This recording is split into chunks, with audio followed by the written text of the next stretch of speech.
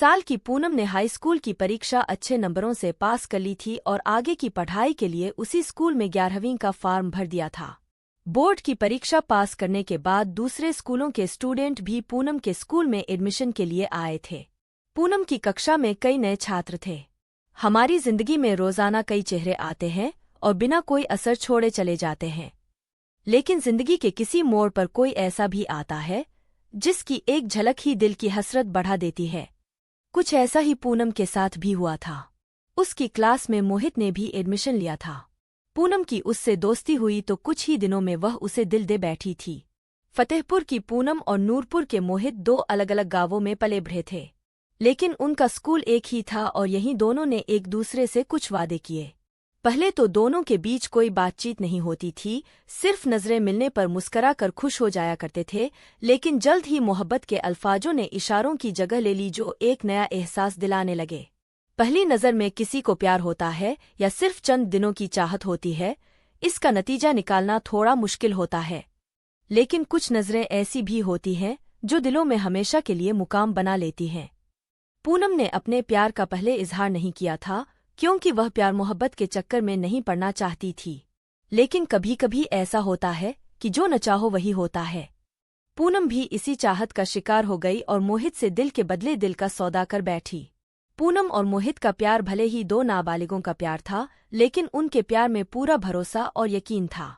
उसी प्यार की गहराई में डूबकर पूनम सब कुछ छोड़कर मोहित का हाथ थामे प्यार में गोते लगाती चली गई। दो प्यार करने वाले भले ही ऊंच नीच, दौलत शोहरत न देखें, लेकिन घर और समाज के लोग यह सब जरूर देखते हैं। इसी ऊंच नीच के फेर में दोनों बुरी तरह फंसकर उलझ गए। पूनम सवर्ण थी तो मोहित दलित परिवार से ताल्लुक रखता था। उसका सारा दुख दर्द छूमंतर हो जाता था। एक दिन उसने मोहित से अपने साथ की जाने वाली मारपीट की पूरी बात बताई।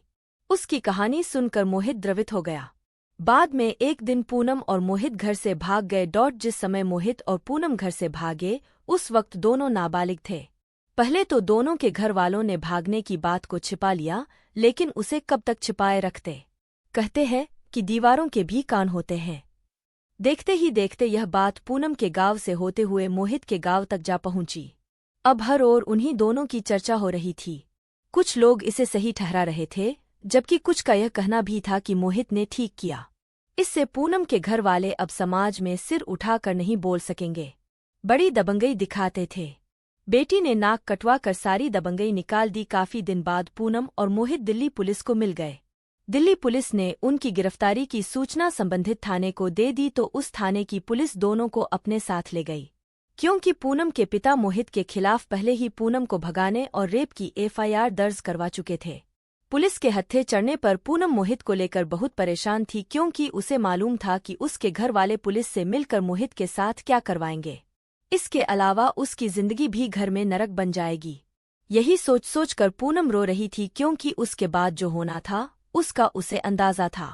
मोहित को पुलिस ने हवालात में डाल दिया और पूनम को उसके घर वालों के सुपुर्द कर दिया, जबकि वह उनके साथ नहीं जाना चाहती थी। वह मोहित के साथ ही रहना चाहती थी, लेकिन मजबूर थी, क्योंकि उन लोगों ने मोहित के खिलाफ मामला दर्ज करवा दिया था। घर पहुंचकर पिता और भाई ने पूनम को जमकर पीटा और उसे धमकाया कि अगर उसने कोर्ट में मोहित के खिलाफ बयान नहीं दिया तो उसे और मोहित को जान से मार डालेंगे। पूनम घर वालों की धमकियों से बहुत डर गई, लेकिन अपने लिए नहीं बल्कि मोहित के लिए वह घर वालों के कहे अनुसार बयान देने को राजी हो गई। घर वालों ने पूनम को दबाव में लाकर कोर्ट में जबरदस्ती बयान दिलवाया कि मोहित उसे जबरदस्ती भगा कर ले गया था और उसने उसके साथ रेप भी किया था। पूनम के लिए यह बहुत बुरा दौर था।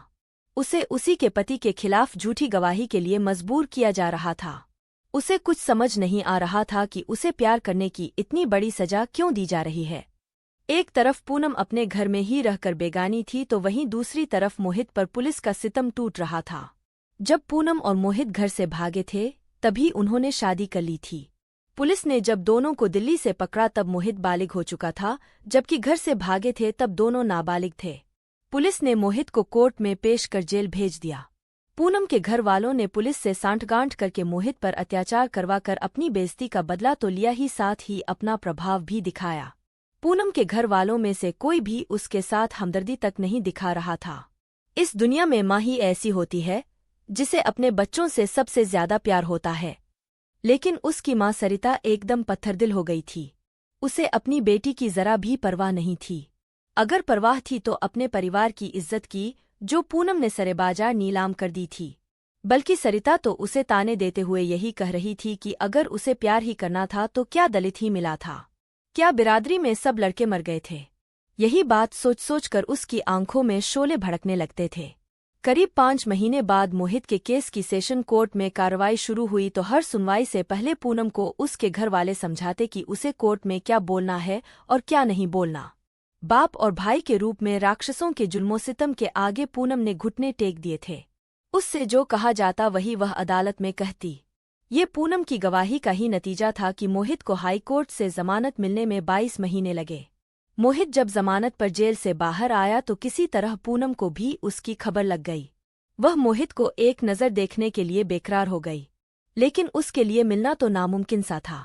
पूनम को मोहित के घर वालों का नंबर अच्छी तरह से याद था। एक दिन अकेले कमरे में किसी तरह से मोबाइल लेकर उसने नंबर डायल कर दिया।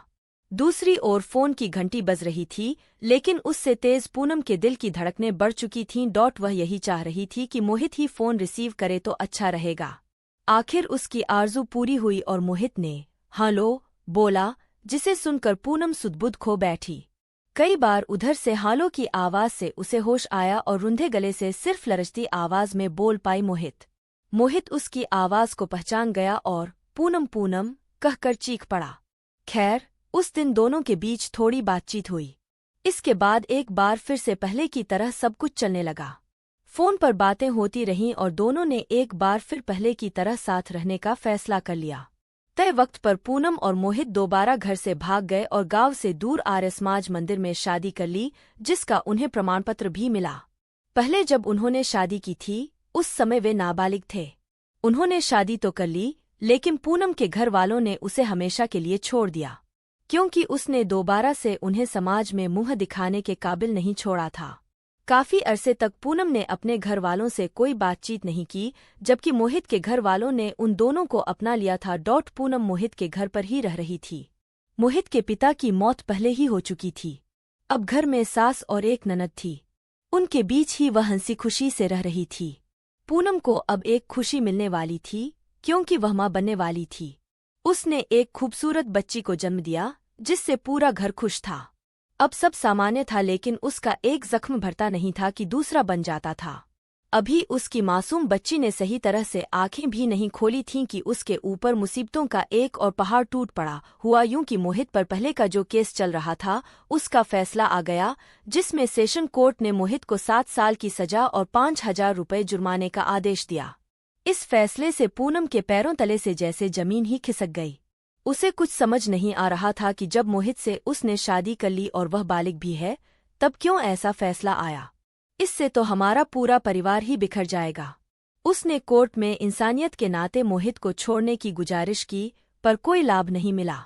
पूनम को अपनी बेटी पर बड़ा तरस आ रहा था, जिसे बिना किसी कसूर के इतनी बड़ी सजा मिल रही है, जो उसे 7 सालों तक बाप के प्यार से दूर रहना पड़ेगा। इस दुधमुही की क्या गलती थी, जो इसे हमारे किए की सजा मिलेगी।